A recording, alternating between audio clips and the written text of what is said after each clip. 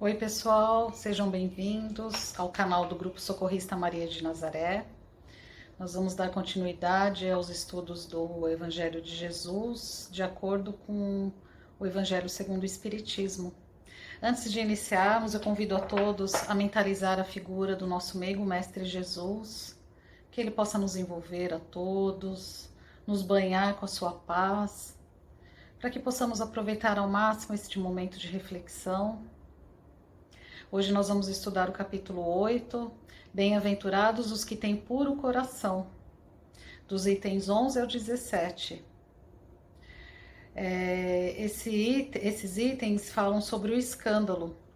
E eu vou ler essa passagem para que possamos ter um entendimento melhor.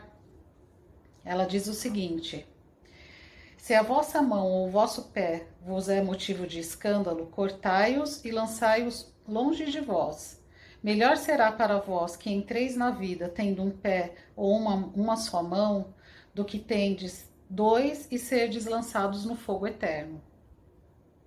Se o vosso olho vos é objeto de escândalo, arrancai-o e lançai-o longe de vós. Melhor para vós será que entreis na vida tendo um só olho, do que tendes dois e serdes precipitados no fogo do inferno. E ele continua: ai do mundo por causa dos escândalos, pois é necessário que venham escândalos, mas ai do homem por quem o escândalo venha. Então, é um ensinamento assim que a princípio até choca um pouco quando nós lemos, mas ele traz uma série de reflexões importantes que nós podemos ver por partes. Primeiramente, o que significa o escândalo, né? O escândalo, ele significa um ato reprovável, é uma ação que expõe, né? Expõe o outro, que nos expõe, que nos coloca frente a frente conosco mesmo, com as nossas fraquezas, com os nossos defeitos, que nos coloca frente a frente com o mundo, onde nós nos vemos muitas vezes expostos, né? E o escândalo, ele pode vir de duas formas, né? Escândalos que nós, provocados por nós, né? Ações provocadas por nós, e ações provocadas por outros e que nos atingem. Então ele fala que o escândalo ele é extremamente importante, mas a gente vai ver por partes. Primeiro ele fala que se a sua mão ou o seu pé foi motivo de escândalo, para que a gente corte. Se os nossos olhos forem motivos de escândalo, para que a gente arranque. Então os nossos olhos, a gente poderia interpretar assim que o nosso olhar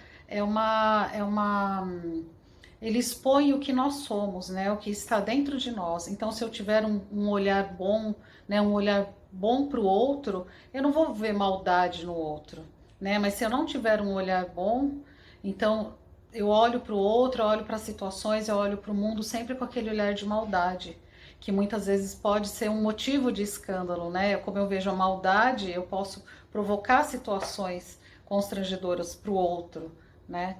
E as mãos e os pés, eles podem simbolizar também as nossas ações, né? É o movimento da ação. Então ele pede para que a gente arranque, para que a gente corte. E por que ele fala isso? Né? O que significa cortar, arrancar? Significa renunciar. Então, se você percebe que algo em você pode ser instrumento para sofrimento, para constrangimento do outro, então você renuncia, você diz não para aquilo, né? Mas a partir do momento em que você percebe em você algo que não é bom, né? Por que aquele algo está dentro de você? Né? Então, não basta apenas você negar, falar, não, eu não vou fazer isso porque não é bom. É lógico, a gente está controlando a nossa ação. Mas por que eu estou pensando aquilo? Né? Por que eu estou vendo com um olhar diferente? Então, a gente pode citar, por exemplo, a raiva. Né? A gente pode citar como exemplo a raiva. Então, eu sinto raiva. E essa raiva me leva a ter determinadas atitudes que não são boas. Então eu sei que isso não é bom, eu não quero mais sentir essa raiva, então eu nego essa raiva, eu renuncio, eu nego. Mas só que esse negar, ele tem que ser um negar consciente. Não adianta só eu negar e tentar encobrir isso, porque se eu só negar, é como se eu colocasse um pano por cima dessa raiva, mas só que ela vai continuar ali dentro de mim. Então não adianta, eu tenho que trabalhar, eu tenho que entender o que está por trás dessa raiva, né? Quais são os conflitos que estão por trás dessa raiva, né? Que me levam a ter esse tipo de sentimento, né? O que eu trago dentro de mim? Para que eu possa trabalhar esse sentimento, para que eu possa transformá-lo e não somente deixar ele guardadinho ali dentro, porque isso não vai resolver, isso não vai contribuir para o nosso crescimento espiritual.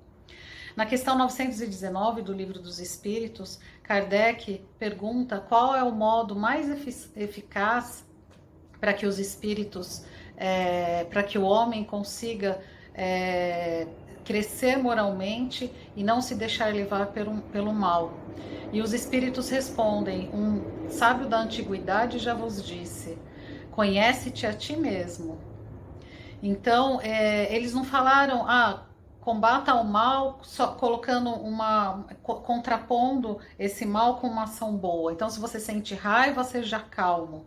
Né? Eles não falaram isso, eles falaram, conhece-te a ti mesmo, ou seja, olha para dentro de você e tenta entender por que você tem esse sentimento. E esse olhar para dentro de nós é muito difícil, né? O que requer? Requer muita humildade. A gente tem que ter humildade para olhar que nós temos defeitos, que nós temos muitas coisas que são reprováveis para nós, que não estão mais de acordo com aquilo que nós queremos para nós, para o nosso crescimento. Então é difícil, por isso que a gente tem que ter humildade. Depois que a gente tem humildade para olhar para aquilo, a gente tem que assumir. Infelizmente eu tenho sim esse sentimento de raiva, ou eu tenho um sentimento de inveja, ou eu sou uma pessoa agressiva, e por aí vai, uma série de vícios morais que nós trazemos ainda dentro de nós. Então é importante que a gente olhe com humildade para nós e que a gente aprenda a entender o que se passa, para que a gente possa transformar isso dentro da gente. Aí sim a gente vai conseguir crescer espiritualmente. E esse é um processo lento, é um processo cuidadoso e muitas vezes sofrido. E aí Jesus continua nos ensinamentos dele, ele fala que é necessário que venham os escândalos. Por que o escândalo é necessário? Porque é através dele que nós nos conhecemos. Porque se a gente vive onde tudo está bem, onde existe uma harmonia total, uma paz total, é lógico, isso faz muito bem pra gente. Mas só que a gente traz ainda, no nosso grau evolutivo, nós trazemos muitas coisas dentro de nós que precisam ser revistas, que precisam ser transformadas e melhoradas. Então, se eu não sou provocado de alguma forma para que aquilo venha de dentro de mim e seja exposto, para que eu consiga encarar frente a frente aquilo, como que eu vou saber o que eu preciso melhorar? Então, o escândalo, ele é ruim, mas ele é necessário para o nosso autoconhecimento. Aí Jesus acrescenta, é necessário que venham os escândalos, mas ai daquele por quem o escândalo vier. Ou seja, se nós somos instrumentos de escândalo ou alguém é instrumento de escândalo para nós, né? O que nós estamos fazendo? Nós estamos provocando o sofrimento, embora ele seja necessário, mas a gente está sendo um instrumento para provocar um sofrimento no outro. E a partir do momento em que você provoca isso, você é responsável pelas suas ações. Então você também tem um comprometimento com relação a isso, né? Porque o provocar um escândalo já é um ato de desamor ao próximo. Então nós estamos provocando, nós estamos sendo instrumentos desse ato de desamor. E quando a gente pensa assim nessa questão, na profundidade e na importância desses escândalos, embora a gente seja muito ruim ser instrumento de escândalo, mas a gente pensa na importância também dele, né? Isso me remete a uma história assim que ocorreu, né? Que foi muito divulgada na mídia, daquele menino João Hélio, de 6 anos de idade, foi no estado do Rio de Janeiro, acho que foi no ano de 2007. Ele estava andando de carro com a sua mãe e alguns assaltantes vieram e levaram o carro. A mãe conseguiu sair do carro, mas o filho, ela não conseguiu tirar o filho, ele ficou preso no cinto e ele foi arrastado por algumas avenidas do Rio e ele acabou desencarnando por isso. E algum tempo depois, ele manda uma mensagem, um médium psicografa uma mensagem desse menino, e ele explica que há muito tempo atrás, antes de Cristo, ele ocupava um cargo de liderança e ele sentia muito prazer, assim, era como um esporte para ele. Ele amarrava nas bigas pessoas, crianças, homens, mulheres, jovens, idosos, ele amarrava nas bigas e arrastava essas pessoas. E os corpos iam sendo arrastados pelas estradas iam se despedaçando. E ele matou inúmeras pessoas fazendo isso. E quando ele desencarna, ele fica mais de 1500 anos nas trevas, sofrendo muito, até que ele é resgatado pelas equipes de Maria de Nazaré, e ele passa por um período de mais ou menos 300 anos no plano espiritual, se preparando inclusive não só emocionalmente, né? Não só nessa questão moral e intelectual, mas perispiritualmente também, para ter condições de reencarnar. E quando ele reencarna, ele passa, né? Ele vem como esse menino, o João Hélio, ele passa por todo esse processo. Então ele fala nessa carta que ele agradece a Deus pela oportunidade de ter conseguido resgatar um pouco de todos os seus atos cometidos no passado, né, e que causou um grande comprometimento a ele e que lhe trazia muito remorso. Então ele fala que ele tem consciência de que ele ainda tem muito a resgatar, mas esse foi já o início desse processo de resgate. Então ele agradece muito a Deus e agradece aos pais pela oportunidade de ter vindo. Então a gente vê que esses assaltantes, eles acabaram sendo instrumento de resgate para esse menino João Hélio. Então, para ele, ele foi um benefício, embora tenha sido muito horrível, né, todo esse acontecimento que chocou a todos nós. Imagina o sentimento dos pais com relação a isso.